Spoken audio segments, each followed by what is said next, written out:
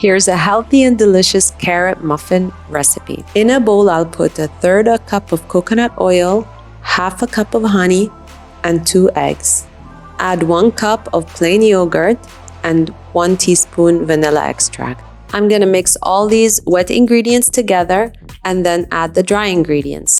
1 3/4 a cup of all-purpose or wheat flour, 1 1/2 teaspoons of baking powder, half a teaspoon of baking soda, and half a teaspoon of salt.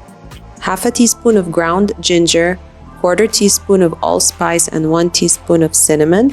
Then add 2 cups of grated carrots. I like to use a small grater, and mix everything together just until combined.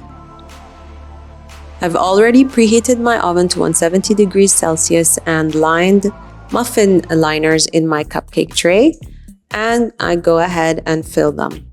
Bake in the preheated oven for 15 minutes, or when a toothpick inserted in the middle comes out clean. These muffins are delicious, moist, and they'll stay fresh for a couple of days, so enjoy.